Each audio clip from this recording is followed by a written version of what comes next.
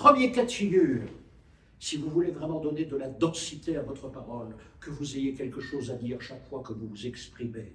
Ils parlent, mais disent-ils quelque chose?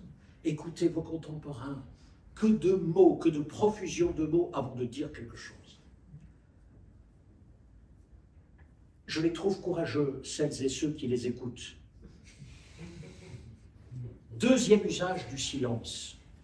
Quand vous avez exprimé une idée clairement, rondement, elle est terminée, offrez-nous ce cadeau d'un silence, quelques secondes.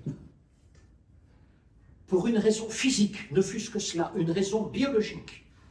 Chaque fois que je parle, maintenant, vous avez besoin de 0,65 secondes pour comprendre ce que je dis, quel que soit le niveau de votre QI. Pourquoi? Mais parce que ma voix n'est qu'une onde.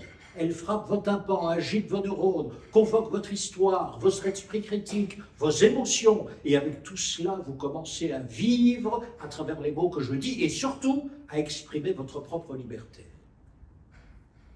Alors un temps de silence est un cadeau dans ces conditions. Vous voyez pourquoi le rythme même de la parole est important. Quand j'entends aujourd'hui les jeunes gens ou les adolescents parler à toute vitesse, je me dis, mais qui te comprend?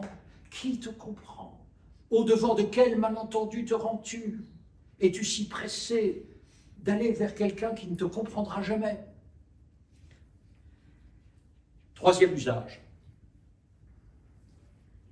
Un jour, Clémenceau arrive dans une ville où il doit prononcer un discours et on l'informe que le préfet couche avec la bonne. Le soir même, dans le toast qu'il prononce, Clémenceau dit ceci. « Et je lève mon verre au préfet et à sa bonne et intelligente administration. »